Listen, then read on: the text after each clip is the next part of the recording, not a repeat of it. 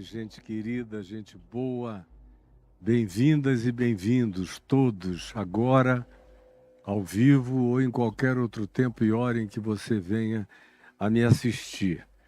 Dando prosseguimento à nossa exposição de Mateus, nós estamos no capítulo 8 e ontem nós iniciamos uma sequência que eu dei o nome de Jesus e a calamidade humana. É a dor humana, o sofrimento humano. E eu falei do leproso, do verso 1 até o verso 4. Fiz um preâmbulo longo explicando argumentações que já foram exaustivamente usadas com relação a tentarem relativizar o significado da mensagem de Jesus nessa porção apelidada de O Sermão do Monte, ou de Os Oráculos do Senhor, que está aqui em Mateus, não está em Marcos, nem em João, mas aparece, não com toda a minuciosidade de Mateus, mas aparece significativamente em Lucas, no capítulo 6 e no capítulo 7. Mas nós já falamos o necessário, suficiente, para dar a você um background, um embasamento, um fundamento de consciência e de significado sobre o ensino do Evangelho. Aí você diz, mas o ensino do Evangelho pode ser e ter no Sermão do Monte a sua síntese essencial e especial? É óbvio que sim. É que a maioria dos protestantes, especialmente, eu falo mais dos protestantes do que dos pentecostais, e nem falo dos católicos, porque os católicos adotaram uma outra linha de doutrinação. Depois de Constantino, eles evoluíram no sentido de criarem uma tradição de salvação pelas obras, ou pelas ofertas, ou pelos sacrifícios, ou pelos esforços, ou pelas novenas, tudo tendo a ver com dinheiro, sacrificialidade, frequência e submissão à autoridade sacerdotal. E se a pessoa se submetesse a isso e fosse originalmente batizada, ela se salvaria do inferno. Do contrário, as boas obras não eram consideradas o fruto do Espírito Santo. O amor, a alegria, a paz, a bondade, a benignidade, a fidelidade, a longanimidade, a justiça, a mansidão, o domínio próprio, coisas contra as quais não há julgamento, nem sentença, nem lei. É o que diz Paulo em Gálatas, no capítulo 5. Não, eram os frutos da religião, conforme eu acabei de lhes fazer uma sucinta introdução. Isso no catolicismo. No protestantismo, a ênfase foi antagônica. O protestantismo praticamente nasceu de uma negação da prática das boas obras. Lutero estava tão traumatizado com o catolicismo das boas obras religiosas, do sacerdotalismo, das indulgências, ou seja, da aquisição de perdão por dinheiro, da sacrificialidade, de todos os esforços e dos sacramentos e o cumprimento deles. E supostamente o batismo era o sacramento precípio, juntamente com a participação na missa, na Eucaristia. Você se salvava por esses elementos: dinheiro, frequência e sacramentalidade. Sobre tudo isso. E Lutero já não aguentava mais. E havia um acumulado de alguns, quase 1000 anos, praticamente, 1100 anos, desse acumulado. E dessas tradições que viraram palavra de Deus na consciência da cristandade ocidental e em boa parte da cristandade onde quer que ela fosse encontrada no mundo. Aí chega o protestantismo, no século XVI, com os traumas profundos, não só de Lutero, que foi o principal protagonista, mas de uma geração inteira, que estava já carregando trauma, que estava saindo pelo escapamento, que a gente chama de saindo pelo ladrão. Estava vazando, estava transbordando. Então a reforma foi um protesto, daí os reformadores serem chamados de protestantes, porque foi um protesto e que ficou no protesto, ficou na polarização. A consciência original da reforma protestante era criar-se uma igreja reformada, sempre se reformando, sempre em mutabilidade, ou seja, uma reforma que não fosse definitiva, que buscasse e andasse na direção do novo e da ressurreição e do rejuvenescimento da consciência a cada nova geração, na adaptação e na aplicação da consciência do Evangelho às novas demandas geracionais. Esse era o espírito original, mas, de fato, o que começou querendo ser uma espécie de Nova Jerusalém, logo puseram um domo de rocha em cima, um teto baixo, e ela está lá presa nesse teto. E já houve tentativas no curso desses últimos 500 anos de arejar-se essa reforma protestante, mas, paradoxalmente, parece que a cada dia, a cada ano, ela se torna mais retrógrada, mais retroativa. O próprio Lutero está já há alguns séculos na frente da própria reforma hoje, conforme ela é praticada e percebida e olhada e vista. Ela retroagiu para o puritanismo, em relação ao qual Lutero também se insurgiria radicalmente. Ela se tornou muito mais uma reforma do calvinismo e de um calvinismo que se radicalizou no fatalismo e no puritanismo, do que uma reforma que carregava aquele espírito de maior flexibilidade e de liberdade de pensamento teológico que caracterizava a vida de Martinho Lutero. Então, dito isto, eu quero afirmar a você que hoje, quando a gente fala de evangelho e do significado do evangelho, no ambiente protestante, por exemplo, reformado, mais tradicional, a maioria das pessoas só pensa em Paulo e na carta aos Romanos. Com as outras cartas de Paulo, como ataviamentos necessários para a construção de uma doutrina baseada na salvação pela graça, que é anunciada, pregada, crida, praticamente como algo que se polariza em antagonismo à prática das boas obras, como se fossem adversárias. E aí, nesse sentido, o próprio Lutero embarcou nas cascas de banana.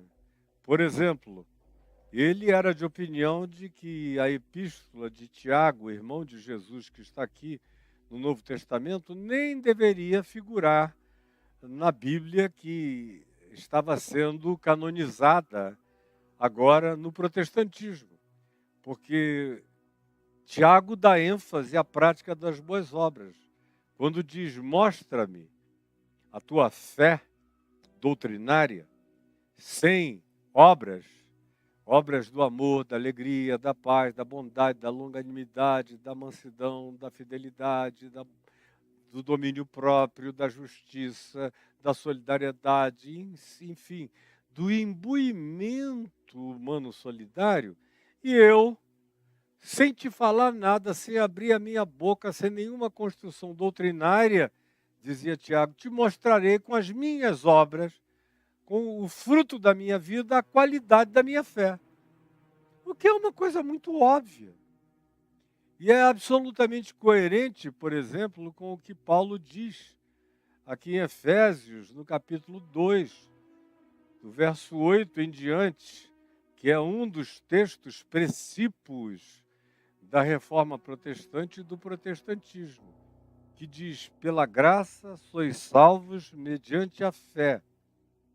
Isso não vem de vós, é dom de Deus. E não vem das vossas boas obras, para que ninguém se glorie. Pois, isso são os versos 8 e 9 de Efésios 2. Aí o verso 10 diz, na sequência, pois, portanto, em relação ao que eu acabei de dizer, tem uma continuidade e tem uma consequencialidade. Pois somos feitura, escultura, trabalho, artesanato, manufatura da vontade e da singularidade de Deus na nossa individualidade, na nossa individuação, na nossa criação pessoal. Pois somos feitura dele. O que seria equivalente a dizer somos a imagem e semelhança dele. Ou equivaleria a dizer o que Jesus repetiu várias vezes no Sermão do Monte. Façam isso para que sejais filhos do vosso Pai Celeste. Ou seja, é tudo a mesma coisa. Pois somos feitura dele. Criados. E ele entende que a nossa regeneração, produzida pela compreensão do Evangelho, enraizada e introjetada pelo convencimento, pela convicção, pela transformação, pelo transbordamento regenerativo do Espírito Santo em nós, pois somos feitura dele, criados em Cristo Jesus, o que seria equivalente a dizer criados pela configuração da encarnação e pela manifestação da encarnação nas declarações do Evangelho, na encarnação do Evangelho em Jesus, na gestualização do Evangelho conforme os modos de Jesus, em tudo que Jesus manifestou. Pois somos feitura dele, criados em Cristo Jesus para boas obras. Não somos salvos por obras, para que nenhum de nós bata no peito dizendo eu mereci, mas pela graça, favor imerecido, graça, caris absoluta, dom de Deus, presente de Deus, misericórdia de Deus, unilateralidade absoluta de Deus, conforme a própria declaração de Paulo, e que a gente encontra as afirmações, tanto quanto os ecos dela, e as aplicações dela nos evangelhos, nos 4 evangelhos que narram a história de Jesus, nos dizendo sobre a qualidade desse fruto e a inevitabilidade de se dar esse fruto, porque pelos seus frutos, como nós vimos recorrentemente no Sermão da Montanha, assim chamado, pelos seus frutos os conhecereis. Não é pelas declarações, pela confessionalidade, pelo Senhor, Senhor, nem pela miraculosidade, pela carismaticidade, pela milagreirice, pela sobrenaturalidade, por nada disso. É pelo fruto. E o fruto não é batismo, não é missa, não é, portanto, sacramentalidade de nenhuma natureza, nem o próprio casamento que acabou virando o terceiro sacramento da doutrinação católica, não é pelo dinheiro, não é pelo dízimo, não é por nada disso, não é pela frequência, não é por nenhuma manifestação de submissão inquestionável a qualquer autoridade, de qualquer que seja a suposta hierarquia espiritual estabelecida, também supostamente por Jesus, sobre as pessoas humanas, o que você não encontra em lugar nenhum. Não é assim. E como disse Paulo, pois Deus estava em Cristo, unilateralmente, reconciliando o mundo consigo mesmo. E Jesus deixa isso claro, no modo como ele trata os irreconciliáveis, os marginalizados, os banidos, os postos em ostracismo, os que eram aquela plebe que nada entende da lei, em relação a qual os fariseus e os supremacistas religiosos declaravam que o destino deles era a perdição e o inferno, semelhantemente ao que acontece no curso da religião e continua a acontecer entre nós, nos nossos dias, qualquer pessoa me ouvindo está entendendo exatamente o que eu estou falando. Pois bem, no protestantismo, a salvação ficou circunscrita ao confessionalismo de você enviar missionários que anunciem uma certa mensagem, que já caiu no reducionismo no século XX, do Bill Bright, que era o líder da Cruzada Estudantil Profissional para Cristo, que transformou a salvação em 4 pontos. E se você fizesse aquela declaração dos 4 passos da salvação, você estava salvo, crendo, não crendo, praticando, não praticando, entendendo, não entendendo, querendo, não querendo, estava salvo. Era uma mecânica de salvação que se aplicou e que ajudou profundamente a corromper a consciência do que se chamava igreja no século XX, ajudando a se tornar essa coisa amorfa, abjeta, indescritível, desconfigurada de Cristo, do Evangelho ou de qualquer realidade da flutuação conforme anunciada, prometida e relatada por Jesus. Então, a pergunta que chega logo, de imediato, é: escuta, você falou que ensinou o Evangelho pregando o Sermão do Monte. E ontem você iniciou dizendo que agora nós iríamos ver a prática desse Evangelho, que nos levava direto, aquele descer do monte, metaforicamente, nos imerge no vale, nos leva direto para o lugar dos humanos, do cotidiano humano, da vida e dos seus trânsitos, diversos e variados. Nos manda ao abraço gracioso da salvação na direção de todos os seres humanos. Nos envia para, como eu falei ontem, botarmos a mão no peito dos leprosos dessa vida. Está tudo gravado aqui na plataforma do YouTube para quem precisa e deve acompanhar, pelo amor de Deus, acompanhe. E a ideia de salvação pela fé é concomitante. Em Jesus, ela está presente concomitantemente com a prática de boas obras. Ou seja, Paulo não estava querendo criar uma coisa à parte. Ele estava ensinando que a verdadeira fé produz as boas obras. E que as boas obras, às quais Deus nos chamou para que andemos nelas, são o testemunho verídico, real, concreto, inquestionável, inegável da realidade da nossa fé.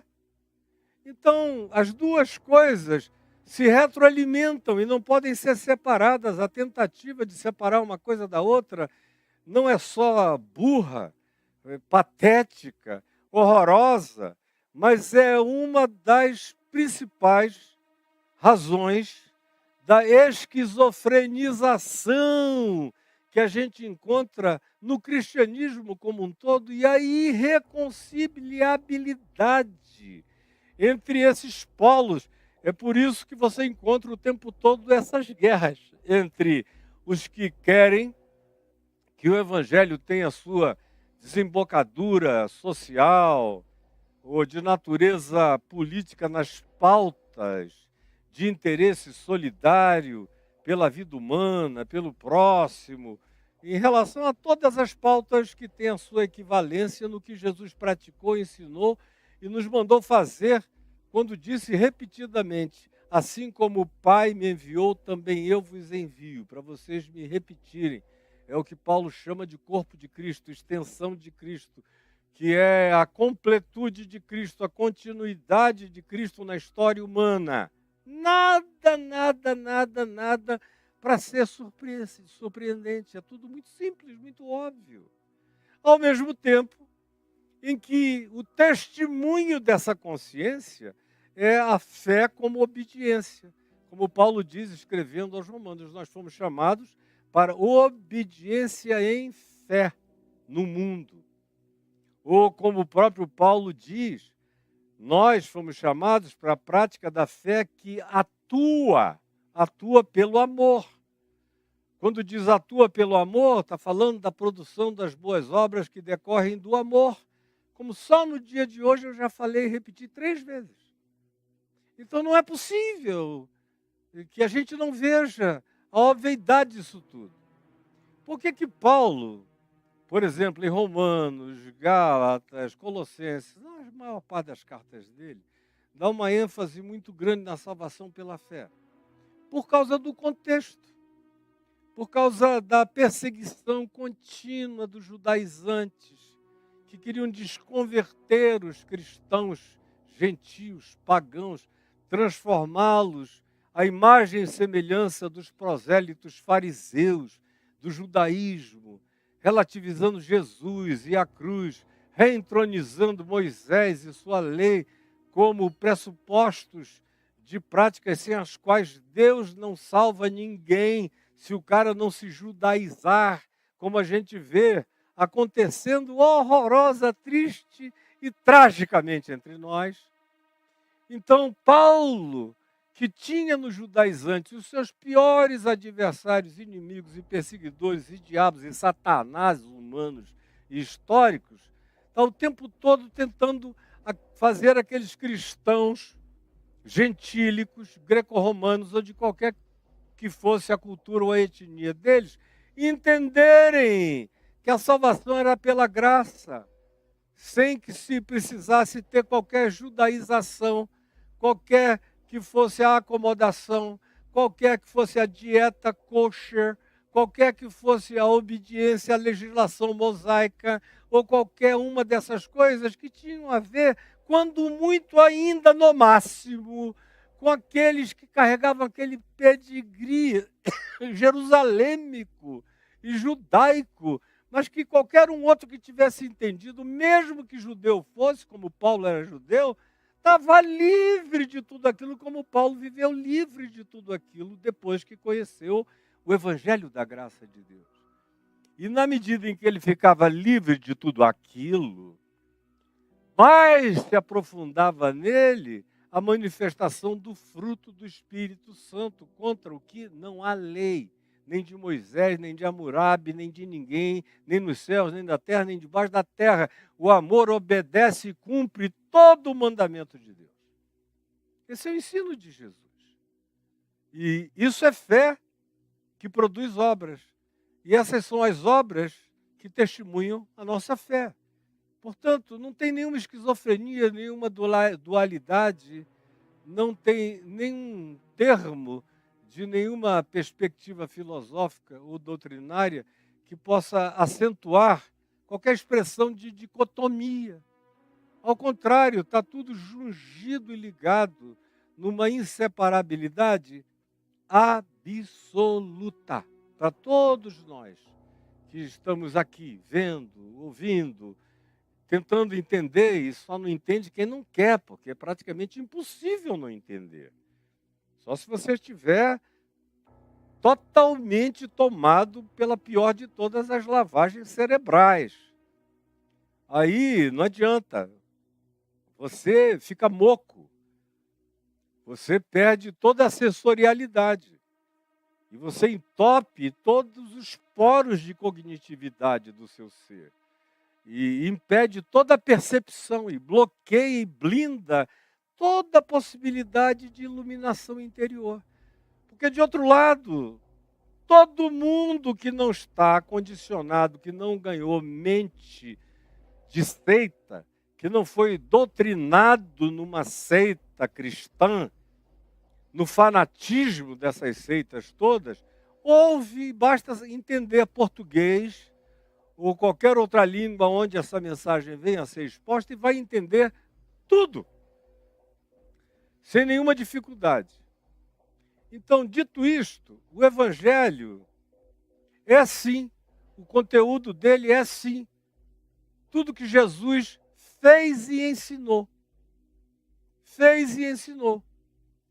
E dentre as coisas que ele ensinou, você deve saber que o Sermão do Monte só pode ser praticado pela fé.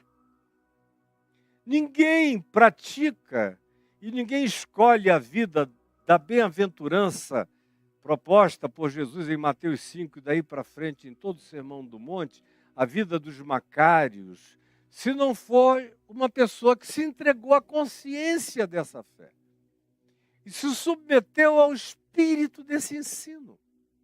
Do contrário, é absolutamente impraticável. É melhor tentar obedecer à lei de Moisés do que o Sermão do Monte. O Sermão do Monte só pode ser obedecido como decorrência do fruto do amor de Deus brotando em nós. De fora para dentro, como um convencimento exterior, ele não produz nada senão hipocrisia, maceração, enceramento, envernização. Não produz nada a não ser estereótipos. Não produz coisa alguma senão santarados.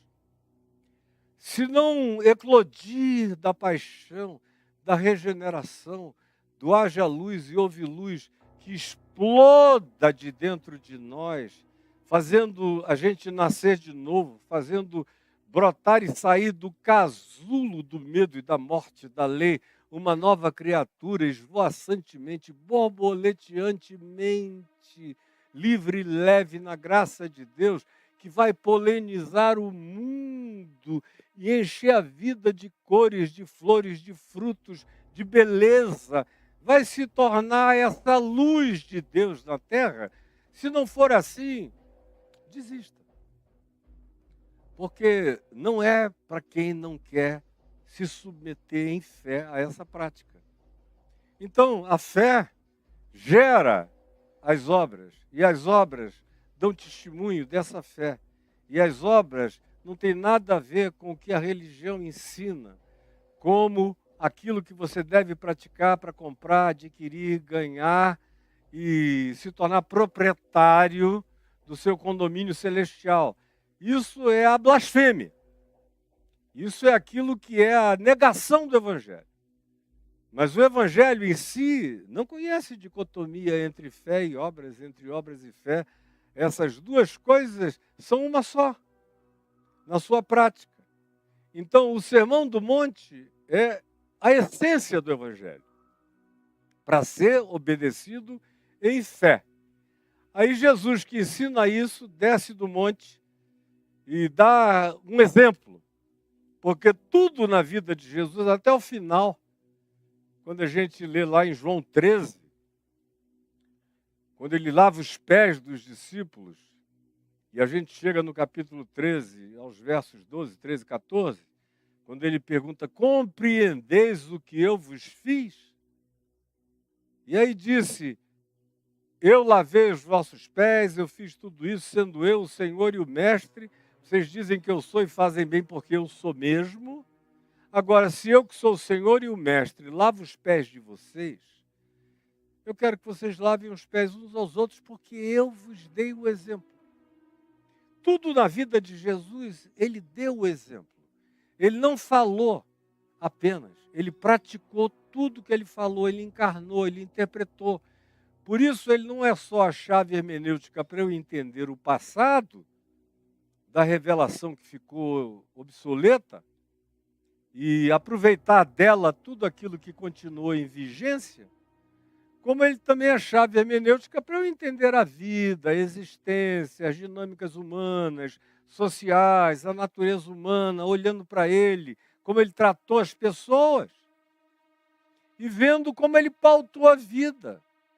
O que foi que ele tratou com prioridade? E a gente viu no dia de ontem que a primeira prioridade, quando ele desceu daquele monte, daqueles dias de, vamos chamar assim, de acampamento na montanha, ensinando a essência do Evangelho que eu e você devemos e precisamos praticar, a primeira coisa que ele fez foi estender a mão e chafurdá-la na chaga do leproso. Está mais do que pautado, é uma pauta com pus, é uma pauta com carne viva, é uma pauta com o dedo sujo de calamidade humana, é uma pauta de compromisso radical com opção prioritária pela dor, pela miséria e pela necessidade humana. Foi isso que nós começamos a ver ontem. Aquilo tudo que a gente ouviu sobre o ensino de Jesus tem que ter a sua desembocadura na prática do amor. E o amor, como eu também disse ontem, citando o apóstolo João na primeira epístola dele, é feito não de palavras, nem de doutrinações, nem de verborragias, nem de verborreias. Como João diz, filhinhos meus, não amemos apenas de palavras, de logorreia, mas amemos de fato, com concreção e com verdade, palpável, visibilizável, realizável, perceptível, frutuável, inquestionável. É assim que João diz, repetindo Jesus, que disse a mesma coisa o tempo todo, muitas vezes. E Paulo disse a mesma coisa muitas vezes. E todos os que entenderam o Evangelho, de fato, dizem a mesma coisa o tempo todo. E a minha esperança é que você entenda o Evangelho para você não apenas dizer, mas para estender a mão e chafurdá-la naqueles que eu deixei como questão no dia de ontem, que são os leprosos eventuais da minha vida, da minha geração, do meu tempo, da minha hora, da minha existência, do meu caminho, dos meus becos, do meu entrar e sair nessa existência contemporânea. E à medida em que eu vou ficando velho e vendo as gerações se sucederem, eu estou vindo de um monte de movimentos humanos que já se foram. Eu nasci no meio dos beatniks californianos. Eu cresci no meio da geração hippie. Me converti quando estava começando o movimento de conversão de hippies na Califórnia, no movimento de Jesus, em Venice, em vários outros lugares da Califórnia, que foi indo para outros estados e que chegou a mim em Manaus sem eu nem saber que aquilo existia. Foi o Evangelho puro e simples que provocou o mesmo fruto de resposta dentro de mim, não por causa de uma informação de um movimento californiano, mas porque o Evangelho em si já tinha produzido isso na vida do meu pai e na vida de gente que eu respeitava e admirava, como o reverendo Antônio Elias, como o meu irmão Saduço Narcim, que já era morto, mas me deu o exemplos que eu busquei seguir. Portanto, não teve nada a ver com a informação californiana. Depois é que eu fiquei sabendo, quando chegou tardiamente no Brasil um livro do Billy Graham, chamado Jesus e a Geração Jovem, que foi lançado aqui em 75, 76, por aí, mas eu já estava rodando e pregando para todo lado, na TV, no rádio, em tudo que é lugar.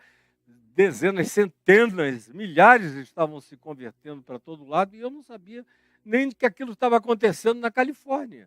Porque não precisa, o Evangelho é que produz essa consciência quando a gente o percebe como ele é.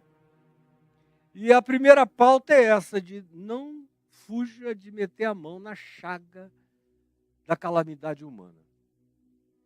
Isso eu disse ontem, e essa foi a parte 1. Hoje eu continuo aqui no capítulo 8, do verso 5 ao verso 13, que tem também o seu equivalente no Evangelho de Lucas, no capítulo 7, no verso 1 ao verso 10, que é a cura do criado de um centurião romano que habitava a cidade de Cafarnaum, e que era uma figura importante em Cafarnaum, que tinha o seu grande significado social para aquela comunidade toda. Ele era um capitão de 100 soldados romanos que estavam naquele batalhão de Cafarnaum, que era um centro de atividade importantíssimo para os romanos, tanto para a coleta de dinheiro, de impostos em geral, como era importantíssimo para o templo em Jerusalém, como eu já expliquei várias vezes. Cafarnaum era uma das paradas obrigatórias das caravanas que vinham todas desde o sul e da África passando pelo Egito, percorrendo as cidades chamadas Decapólis, a terra dos Nabateus, onde hoje é Petra, e Síria, entrando e passando em Cafarnaum, que era um grande centro comercial, e dali se dirigindo para o Oriente. De modo que quando Jesus vai para Cafarnaum, ele vai para um hub extremamente importante de relacionamento humano, de highway de conexões. E esse centurião era um homem de imenso significado naquele ambiente social imediato. E é o que os evangelhos dizem.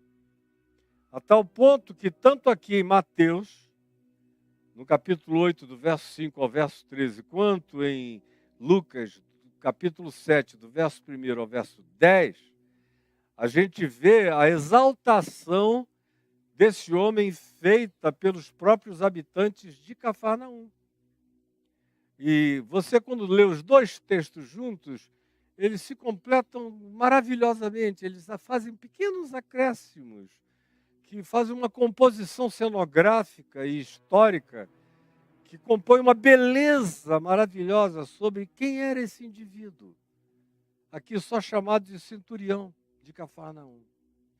Ele era um cara que tinha ganho o respeito de toda a população de Cafarnaum, já há vários anos. Ele vivia com humanidade, com solidariedade, com coerência, com justiça, com verdade.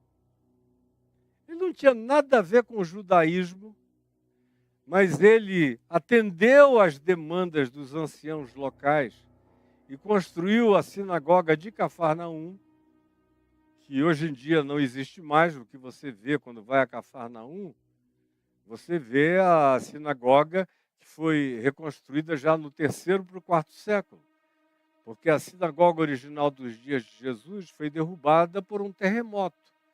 Ela era de pedra de basalto, aquela pedra escura, vulcânica. A sinagoga que foi construída pelo centurião.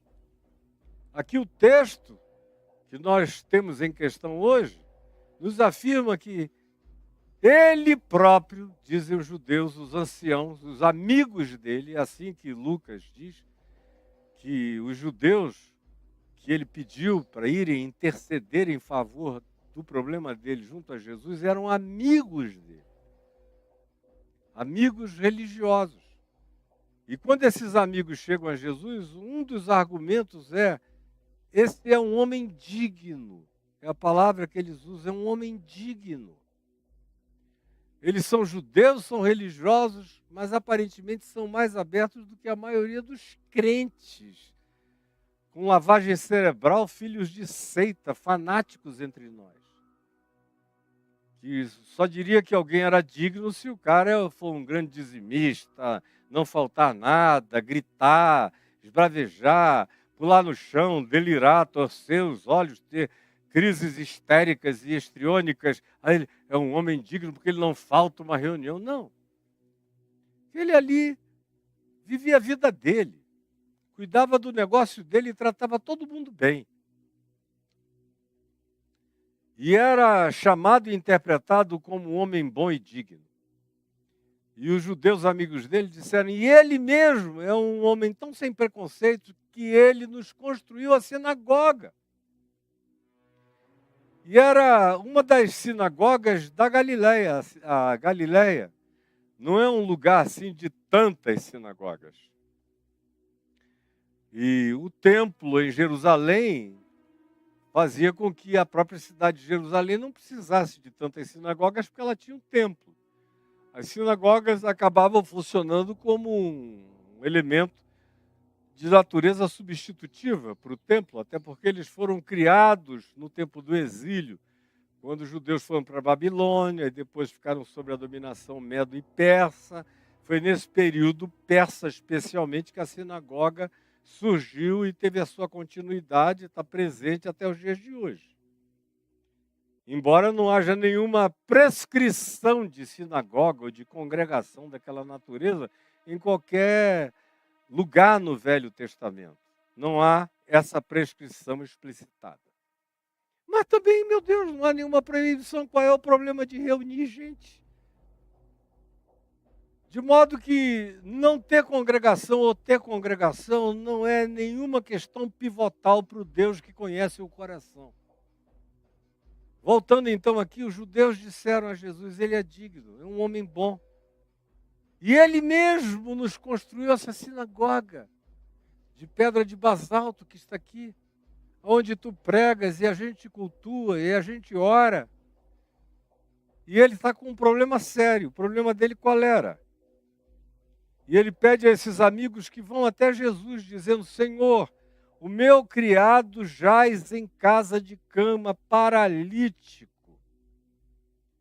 Alguma coisa aconteceu, uma paralisia, algum tipo de ataque virulento, poderoso, de qualquer natureza, tinha dominado a existência daquele jovem, porque o texto de Lucas 7 chama o criado de jovem. Ele era novo. Alguma paralisia que estava desenvolvendo essa impossibilidade, esse impedimento, que fazia com que o homem estivesse num processo de perda total de todos os seus movimentos. Ele jazia, é a palavra usada. É a mesma palavra para designar os que morreram, os que estão sepultados, os que perdem a mobilidade para sempre, que são os mortos. Ele jaz na cama. A cama virou a sepultura dele. E ele de olhos abertos, perdendo os movimentos. E eu amo muito esse rapaz. Ele é muito especial para mim. E o homem disse, eu quero pedir que tu o cures. Aí Jesus, quando ouve isso, olha o verso 7 o que diz. Jesus diz, eu irei. Eu irei. Ontem a gente viu Jesus dizendo, eu quero. E esse eu quero fez estender a mão e patolar a chaga do leproso. E se sujar com o pus dele. O eu quero, a volição de Jesus não é verbalização verborrágica. Ela tem implicações de encarnação, de toque, de solidariedade concreta. E aqui ele demonstra isso uma segunda vez. Quando ao ouvir essa declaração, feita pelos amigos do centurião, que eram os líderes da sinagoga de Cafarnaum, Jesus também demonstrando não ter nenhum preconceito contra os religiosos, contra nenhum religioso. Todas as discussões de Jesus com os religiosos não foram propostas por Jesus.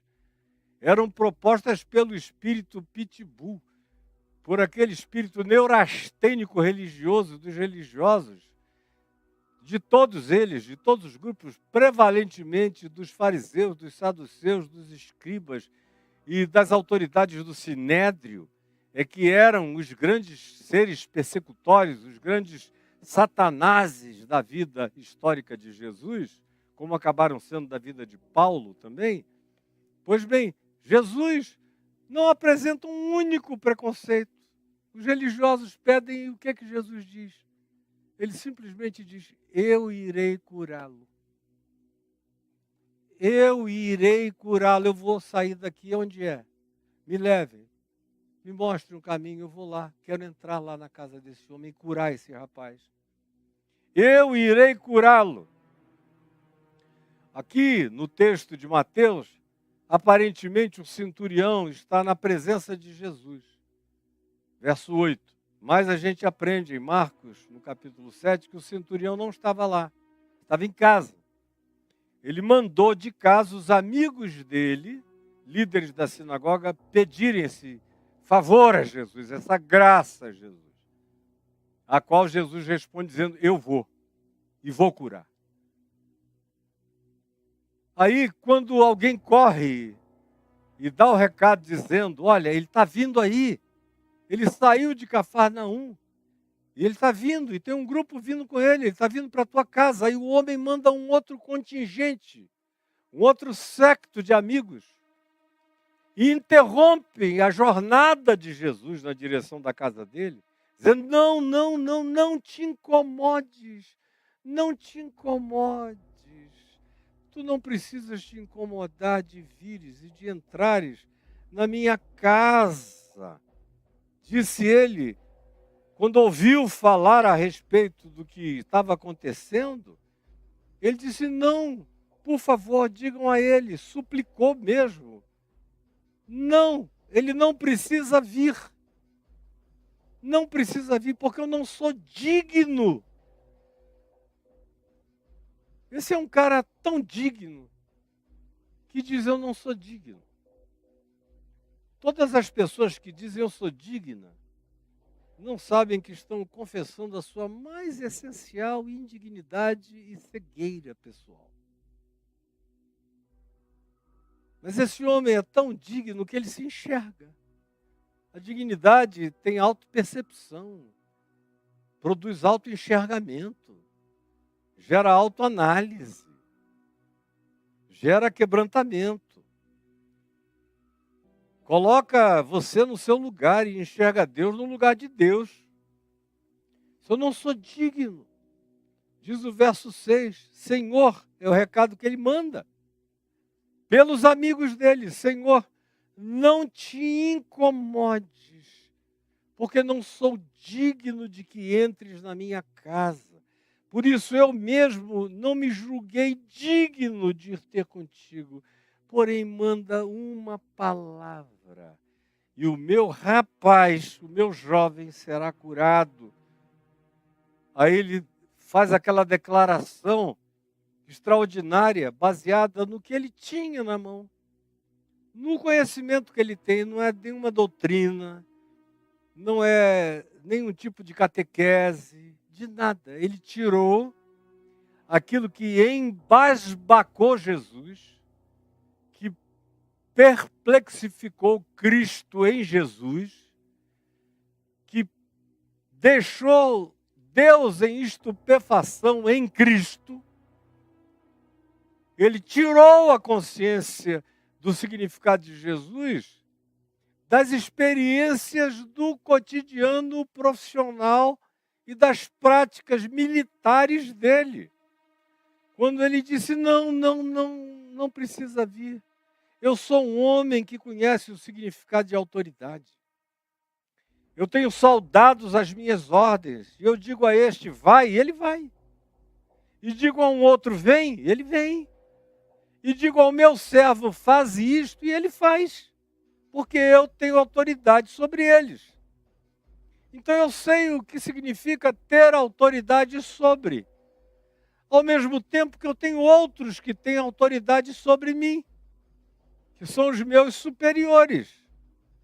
Eu estou sujeito à autoridade, como ele diz no verso 9 de Mateus capítulo 8. Pois também eu sou homem sujeito à autoridade. Sujeito. E ele sabe que a autoridade que ele exerce sobre os soldados dele não é dele, lhe foi dada, lhe foi conferida. E é porque ele recebeu essa autoridade que ele a exerce. E ele reconhece os que são superiores a ele, no poder de palavra que eles têm e de obediência à palavra deles.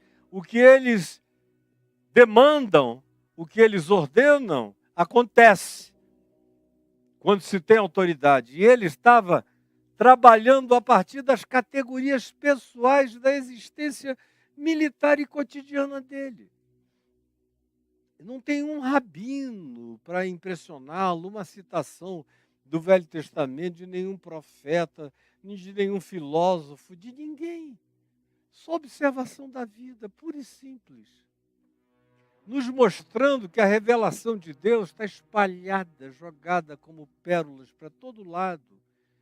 E quem não é porco, espiritualmente falando, que é aquele que não dá valor às pérolas, como a gente viu no Sermão do Monte, e que não pisa nas pérolas e devora depois quem quer que as possua, como acontece extraordinariamente presente no meio religioso contencioso e perverso? Pois bem,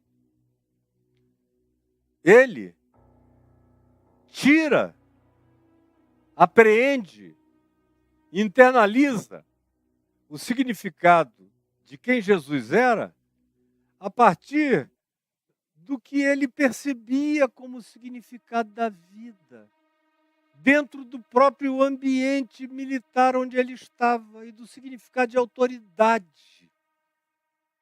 Se eu sou um homem assim, então não precisa que tu venhas até aqui. Manda uma palavra, apenas uma palavra. E eu acho interessante a expressão palavra, como ela aparece aqui em Mateus 8 e em Lucas 7, dizendo que Jesus, logo depois de descer do monte, lhes ensinava a todos, ensinava-lhes a palavra. E tem gente que fica ouvindo a palavra. Houve gente que ouviu o sermão do monte inteiro e não guardou uma palavra sequer. Agora, eventualmente, esse homem não tem estado nem perto de lá. Ele só ouviu ecos, burburinhos, impressões, mas que lhe bastaram, que lhe convenceram. Não era a informação que provocou fé nele, de modo nenhum. Nenhuma informação provocou fé na vida desse homem. Foi a observação da vida a partir da realidade dele próprio é que trouxe boa nova de entendimento, de compreensão a ele. E pela palavra. Aí ele diz a Jesus, manda uma palavra. Tem gente que só quer ouvir. Mas tem outros que entenderam a palavra, que sabem que a palavra carrega um poder. Quando ela é obedecida, quando ela é praticada, ela não é mágica em si mesma, não é um conjunto de letras que forma e cria a equação mágica do poder da palavra. E quando se diz que ele pregava a palavra às multidões, que é o que se diz aqui em Mateus 8 e Lucas 7, ensinava-lhes a palavra em Cafarnaum, não se está falando que ele estava dando aula de Moisés, nem de Josué, nem de Juízes, nem de nada disso. Ele estava ensinando o evangelho que você acabou de aprender com ele no Sermão do Monte. E, eventualmente, o que está acontecendo, ele está fazendo aplicações. Aplicações do evangelho, do significado de tudo aquilo, nas implicações do cotidiano humano. Isso é ensinar-lhes a palavra, está fazendo todas as aplicações para o cotidiano da vida. Jesus não era um doutrinador, Jesus era um ensinador de vida, de caminho, verdade e vida. Ensinador de caminho, verdade e vida. A doutrina de Jesus era caminho, verdade e vida. O resto é invenção grega absorvida pelo paganismo do cristianismo. Só isso. Jesus é caminho, verdade e vida. Uma coisa é ouvir. A outra coisa é fazer como esse homem disse. Manda uma palavra. Não precisa que tu venhas. Eu creio que a palavra de quem tem autoridade, e vocês lembram que a perplexidade das multidões, quando Jesus terminou o chamado Sermão do Monte, é que elas ficaram maravilhadas do Evangelho, porque ele ensinava a palavra como quem tem autoridade. Então a palavra autoridade acabou de aparecer e agora vem esse homem que pratica o significado do que é crer na autoridade do Evangelho em Jesus. E ele não é nenhum luminar acadêmico, teológico, filosófico, o rei da subjetividade, ou das sutilezas e da cognitividade que ninguém mais tem. Não. Ele é um homem do óbvio. E que não briga contra a razão natural e simples das coisas que ele mesmo vê, enxerga e pratica. E que acontecem como funcionalidade real na existência. Essa é a compreensão que ele tem, essa é a evocação que ele faz. E é isso que ele anuncia.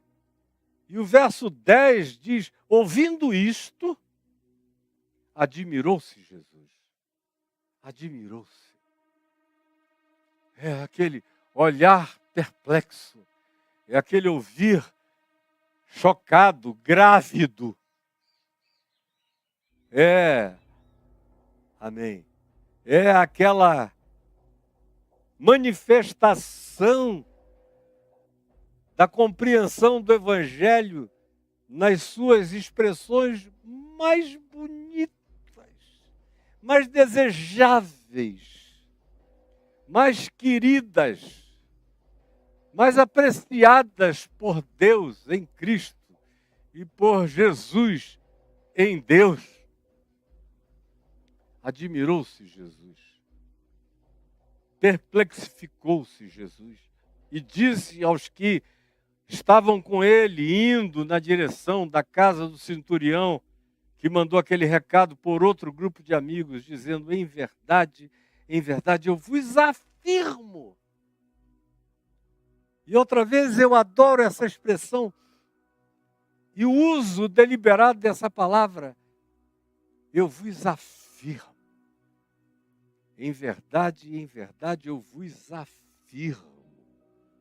E olha só o que ele afirma aqui: nem mesmo em todo Israel, de Dan a Berseba, em toda essa geopolítica, com toda a jactância de que aqui estão os mestres, a adoração ao Deus único, isto e aquilo outro, em relação ao que o judaísmo se jactava, Jesus diz: em todo Israel.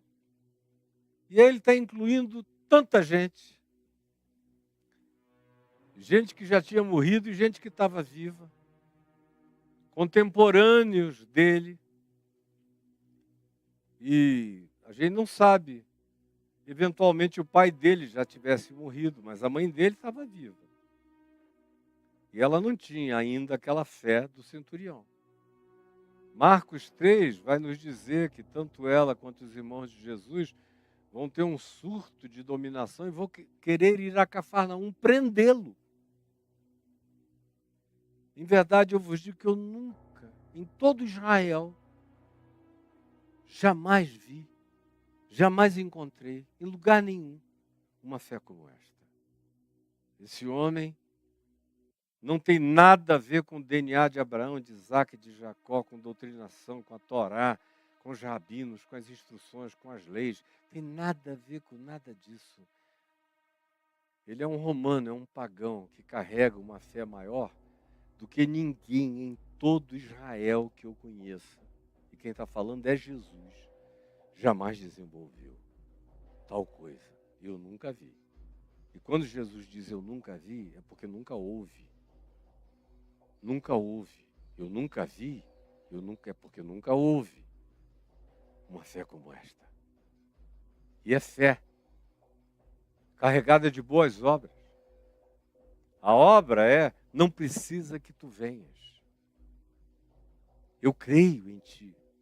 Eu creio na tua palavra. Eu fiz um movimento de não ir pelo reconhecimento da minha indignidade, de chegar diante de ti. E não preciso que tu venhas, porque não sou digno de que tu entres na minha casa. Mas manda uma palavra. E a tua é a autoridade suprema sobre todas as realidades da existência. E sobre esse poder incógnito, desconhecido de mim, que está destruindo, paralisando, matando, sepultando em vida a existência do meu criado, do meu jovem servo amado. E admirou-se Jesus. Eu nunca vi uma fé como esta. E aí ele completa, preste atenção, falando de gente e de dor. A dor aqui tem duas manifestações de dor nesse texto. A primeira é a dor subjetiva do centurião. É a dor do amor, é a dor da fraternidade, é a dor de um sentimento quase que de familiaridade consanguínea. Está presente uma espécie de amor storge, que é aquela palavra grega que define familiaridade consanguínea. Praticamente isso, o cara nasceu na minha casa, eu amo como se fosse um filho, é da minha família, e está morrendo, e está doendo, e eu sou um poderoso e impotente. Consigo construir um templo, mas não consigo curar um doente que eu amo na minha casa. E não aguento mais ver impotentemente o sofrimento dele, morrendo todo dia diante de mim. Enquanto eu tenho poder para fazer, dizer, acontecer, dar ordens e mover o mundo à minha volta, no imediato, eu não tenho poder para fazê-lo mexer um membro a mais. Ele vai perdendo, vai tendo, seja lá o que seja, uma paralisia, um ELA, algum tipo de paralisia crescente, de doença neurológica paralisante crescente, de atrofia que não estancava sob nenhuma perspectiva. E ele está ali impotente, essa é a dor da autoridade impotente. Como tem gente me ouvindo aqui que tem poder para muita coisa. Para muita coisa. Outro dia um amigo meu me falou, olha, Caio, graças a Deus eu tenho dinheiro. Porque eu acabei de passar por uma situação tão grave, tão grave, tão grave. E ele falou isso com uma dor enorme. Se eu não fosse um homem rico, se eu não tivesse bens, eu teria morrido há 60 dias atrás, batido as botas. E eu fiquei dali, daquela cama, me sentindo terrivelmente mal. Porque eu sabia que eu só estava sobrevivendo porque eu tenho dinheiro. Num país como o nosso, onde quem não tem meios nem recursos morre. E eu me vi morto. Há 60 dias atrás, eu só estou aqui porque eu tive, graça de Deus, e recursos humanos para poder pagar aquela conta impagável. Do contrário, eu não estaria aqui. É a autoridade que tem, e dinheiro dá muita autoridade, assistindo a vida, no caso dele próprio, numa impotência total. E deu graças a Deus por ter os recursos para se autoajudar, com o beneplácito da ciência e dos médicos. E foi uma graça para ele, porque foi naquele processo que ele começou a ver, sentir, enxergar, discernir uma quantidade enorme de outras coisas e percepções, e de ressignificação de um monte de valores que precisavam, por aquela via, ser mexidos na interioridade dele, na percepção dele, na mente dele. Aí Jesus, depois de se admirar, de afirmar o que afirmou, de dizer que aquilo era fé, no seu estado mais dilatado,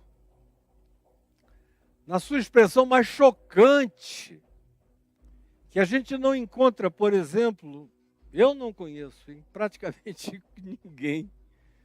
É muito difícil você encontrar alguém que tenha pelo menos um arremedo de fé como essa. Você ainda encontra isso nas pessoas simples. Algo disso nas pessoas simples. Mas quanto mais elas crescem na hierarquia dos poderes, ou dos saberes, ou dos alcances teológicos, ou do academicismo que presume ciência de Deus acima do que o resto da humanidade possua, menos em Deus o cara crê. E eu tenho visto pessoas que há 50 anos atrás eram minhas amigas, cheias de fé. e hoje estão com a minha idade, um pouco mais novas do que eu, e que já perderam a fé em todo milagre. São capazes, alguns são mais honestos um pouco, de dizerem: não, eu não vou orar por esse doente, nem por doente nenhum. Não faço isso na minha igreja, porque eu não creio em cura, nem milagre, nem intervenção divina. Não creio nessa palavra ordenada que cura doentes. Isso para todo lado. Inclusive, e eu diria até sobretudo, naqueles ambientes e naquelas igrejas onde só se fala em milagre.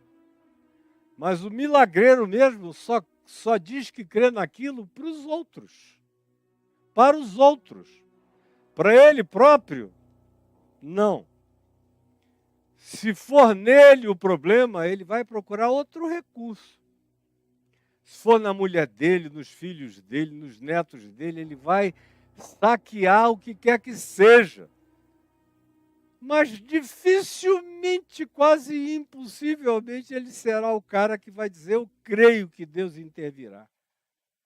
Quase impossível você encontrar essa pessoa do ambiente religioso, tanto mais quanto elevado seja o ranqueamento desse suposto ser de autoridade religiosa e espiritual. Olha só, Jesus, ouvindo o que esse homem diz, eu nunca encontrei uma fé. Israel todo, ninguém sabe o que é crer em Deus, de verdade. E aí o verso 11 nos diz, e preste atenção, por favor, preste atenção nesse verso 11, porque é algo que Jesus repete, de vez em quando ele repete. Ele diz aqui nesses 3 evangelhos, Mateus, Marcos e Lucas, recorrentemente, em contextos diferentes, ele diz a mesma coisa. A saber, está aqui no verso 11, digo-vos que muitos, a porta é estreita. E ele falou que a porta era estreita, conversando com os religiosos. Mas toda vez que ele se refere aos irreligiosos, aos que não tinham informação, aos que viviam fora das fronteiras da religião, ele não usa a expressão que define poucos. Ele, surpreendentemente, sempre alude a esses que não têm doutrinação, nem informação, nem geografia de convênios divinos com Deus, nem sacramentalizações, nem ritualizações, nem presunção de conhecimento ou de sabedoria, aos quais ele diz que a porta é estreita e o caminho é estreito, mas quando ele está falando com os de fora, sobre os de fora, ele usa outra palavra. Para os de dentro, ele diz: ó, pequenino rebanho, aprove a meu Pai dar-vos a conhecer o seu reino. E ele está sempre nesse ambiente do conflito da religião contra o reino de Deus, da doutrinação religiosa contra a pureza e a simplicidade do Evangelho. Aí a porta é estreita, o caminho é apertado, são poucos os que entram, poucos os que acertam, poucos os que querem, o rebanho é pequenino, mas para fora, o que ele usa com regularidade é a expressão e a definição oposta. Digo-vos que muitos, não poucos, não alguns, muitos, nos dando a entender que com muita certeza a gente pode crer que a maioria dos que dizem eu sou, eu pertenço, não são e não pertencem. E a maioria dos que dizem eu não sei se sou, eu não sei nada, eu não sou digno de nada, quem sou eu, meu Deus, não sei nada de Deus nem sobre Deus, frequentemente estão mais inclusos no significado desses muitos que herdarão, que entrarão, que virão, que tomarão posse, que saberão, que conhecerão, que receberão a graça, a bênção universal desse galardão. E você vê Jesus aplicando isso em contextos, em momentos, em horas diferentes, mostrando a largueza desse escopo. desse abraço divino, da largura dessa cruz eterna. Muitos virão do Oriente, como eu já falei aqui mesmo para vocês, citando a mesma fala de Jesus em outro contexto, em outras circunstâncias. Muitos virão do Oriente. E o Oriente, nos dias de Jesus, não é como o Oriente é hoje. Para nós, você pega um voo em Tel Aviv para ficar já no Mediterrâneo e você já está no Oriente Médio. E aí você vai para o Oriente Crescente até você ir para o Extremo Oriente. E isso leva 3 horas, 4 horas de voo, 5 horas de voo para ir distante mesmo, no Oriente. Muitos. E por acaso é onde estão a maioria dos muitos bilhões de habitantes da Terra que nunca nem sequer ouviram falar o nome Jesus. Estão no Oriente. Digo-vos que muitos virão do Oriente.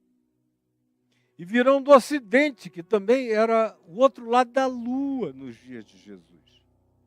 Ele não está falando do Ocidente de Israel, não está falando de atravessar o Jordão, West Bank and East Bank. Não está falando do conflito israelense-palestino. Não está falando, ele está falando de maneira universal, mundial. Ele está falando da humanidade. Ele está falando a propósito de um romano. Ele está falando, portanto, de tudo que se podia imaginar e não imaginar sobre o significado de Oriente. E nos dias dele, ali em Cafarnaum, tinha gente daquelas caravanas que iam até o Tibete para fazer negócios. O Oriente existia na consciência deles. Quando Jesus diz, em verdade eu vos digo que muitos virão do Oriente, ele está se referindo, na presença dos seus contemporâneos, exatamente ao Oriente detectado pelas caravanas que vinham do sul da África para o extremo oriente da Índia e de outros lugares. Absolutamente inescrutáveis, inexpugnáveis. Como eu disse há pouco, o lado oculto da Lua. O Ocidente era assim também. E para piorar, ainda tinha o Oceano Atlântico entre a África e aquilo que a gente chama de Ocidente. Ou tinha o Mar Mediterrâneo naqueles dias, na Europa, dos bárbaros, onde também todo mundo era chamado de bárbaros, a começar dos romanos, que designavam quem quer que não fosse romano, ou cidadão romano, de bárbaro.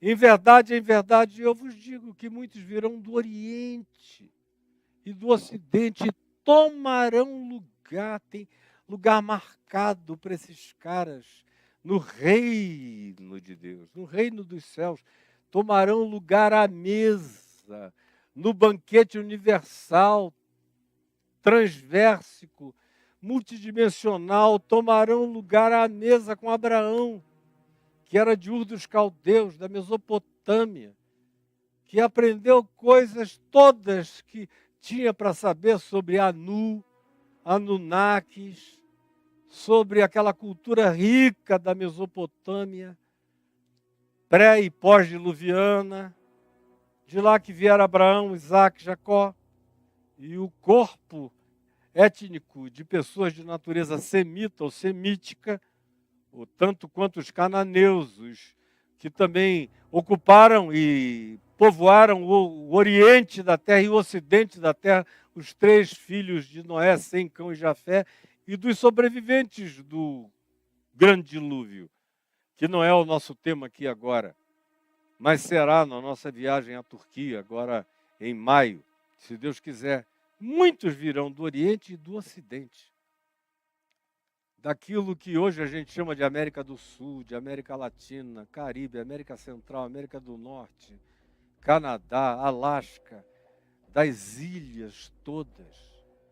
Onde quer que houvesse criatura humana, por mais alienada que fosse, distante de qualquer que tivesse sido a possibilidade de informação a ser a eles levada.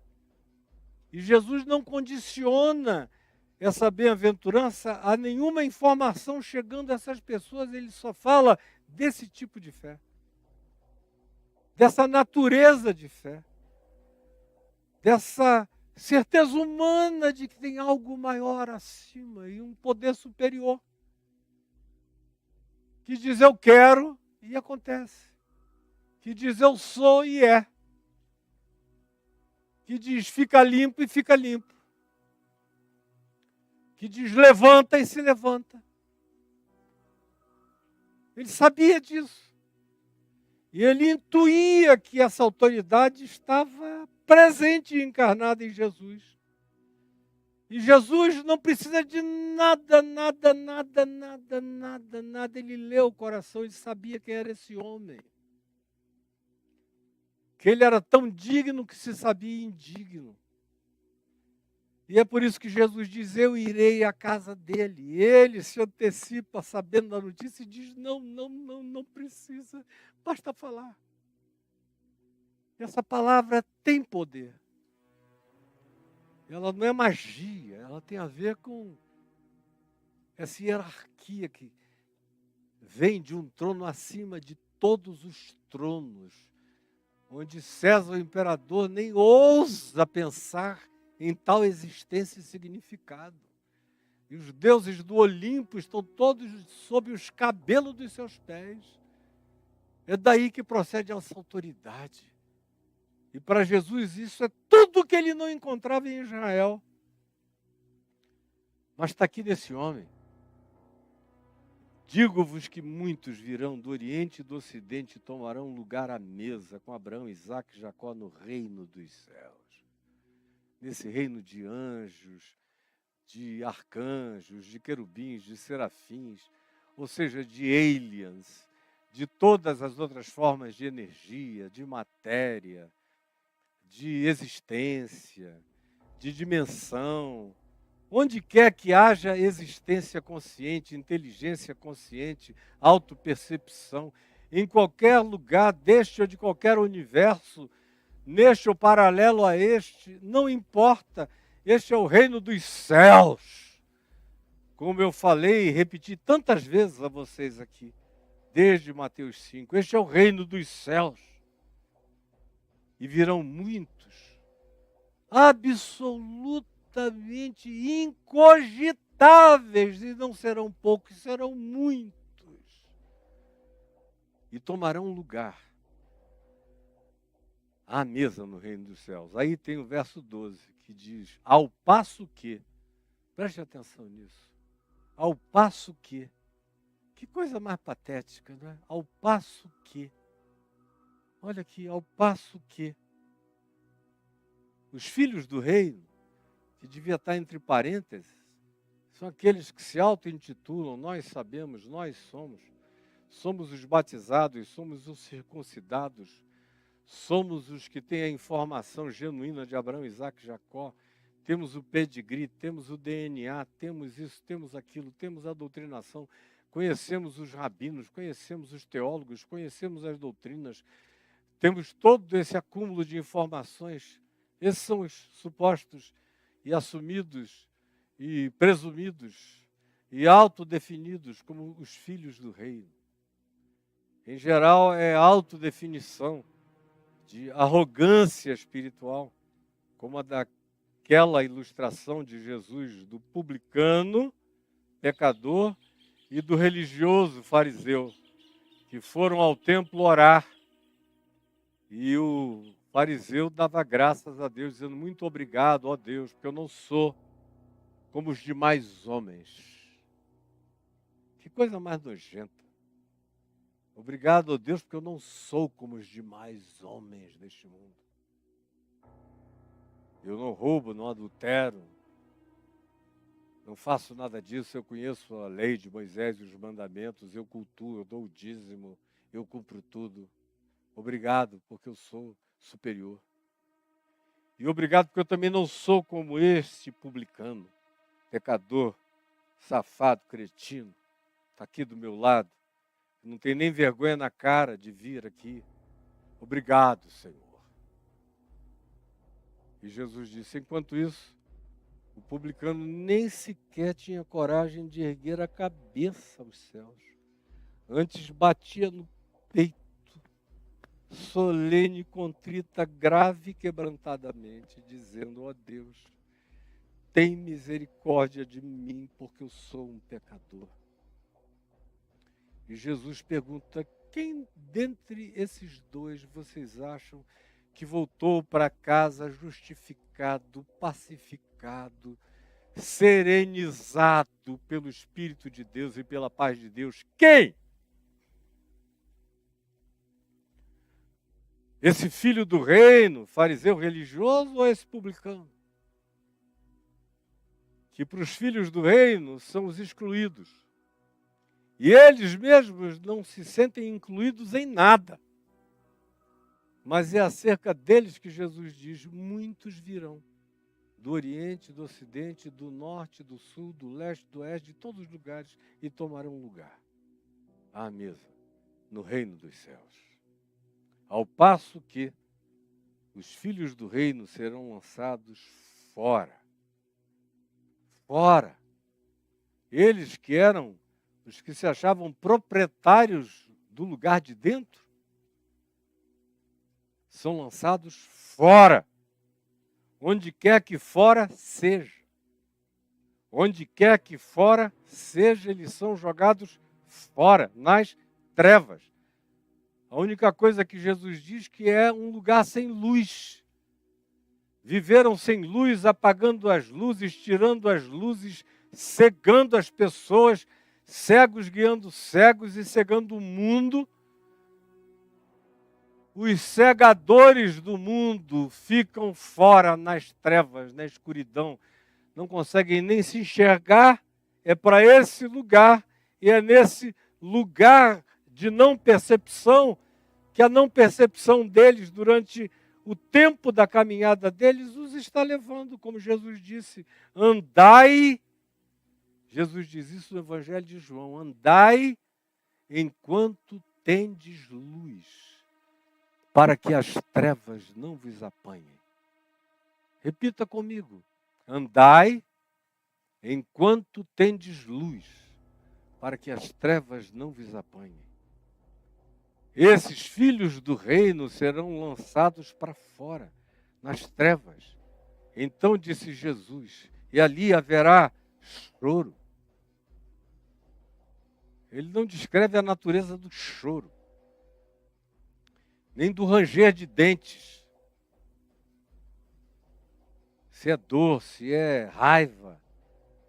Porque tem gente tão ruim, tão má, que vai ficando tão gêmea do diabo, tão gêmea dos satanases, que se tornam satanazes, que se tornam diabos. E aí nada os conduz ao arrependimento, nem às trevas, nem esse lugar não lugarizado, indefinível, que Jesus diz que é fora. E que é cegueira absoluta e treva absoluta, mas ainda assim, a reação dessas pessoas parece ser de raiva. Raiva, ódio de Deus, ódio da vida. Seja lá qual seja a força motivacional que os faz chorar e ranger os dentes, não é algo bom. Porque se fosse choro de arrependimento, de lá seriam catapultados imediatamente. Se fosse um ranger de dentes de dor sentida, de lá seriam tirados imediatamente. O que parece definir e indicar que é aquela incapacidade de se arrepender, que frequentemente eu vejo o espírito do supremacismo religioso causar nas pessoas. O cara fica tão cheio de si que fica maior do que Deus, ele vira um diabo, ele vira um demônio. E então Jesus conclui no verso 13, dizendo ao centurião, falando com o centurião. Se a gente tomar referência do texto de Lucas, o que Jesus está dizendo para o homem é: fique em paz. Aqui no texto de Mateus, onde supostamente o centurião chega até perto de Jesus, está dito: vai-te e seja feito conforme a tua fé. Tanto faz se eles se avistaram ou não se avistaram, a que distância ou equidistância o homem conseguiu se manter quando parou a viagem de Jesus. A residência dele não devia ser tão distante assim. Afinal de contas, ele era também um homem de Cafarnaum e Jesus estava em Cafarnaum. E Cafarnaum não era uma megalópole, era uma aldeia importante, significativa, comercialmente rica. Mas Jesus disse ao centurião: vai-te, seja feito conforme a tua fé. Seja feito conforme a tua fé. E essa é uma coisa que os teólogos não querem nem pensar a respeito do assunto. São nessas declarações de Jesus do seja feito conforme a vossa fé. Porque é preciso ter fé para gostar dessa declaração. Quem não tem fé não gosta disso aqui. Abomina isso aqui. Mas é isso que Jesus garante. Tende fé em Deus, porque se tiverdes fé como um grão de mostarda, direis a este monte: levanta-te daqui, lança-te no mar, e assim será convosco, assim será feito. Tudo é possível ao que crê. Agora, quem não crê tem pavor disto. Tenta arranjar explicação, doutrina, teologia, mirabolância, vão fazer a curva em Andrômeda para explicar o que está simples.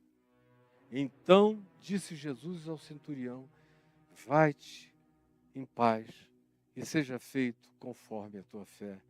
E naquela mesma hora, naquele mesmo instante, just like that, naquela mesma hora o servo foi curado, pulou da cama, a paralisia cessou, a febre foi embora, a doença saiu, a energia voltou, readquiriu força, musculatura, ânimo, energia de saúde.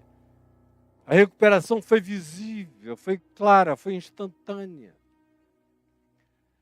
Porque quem crê no Sermão do Monte, quem ensina o Sermão do Monte, tem que descer do monte, botar a mão na chaga humana, na miséria humana, na calamidade humana, na dor humana, na impotência humana, sem preconceito.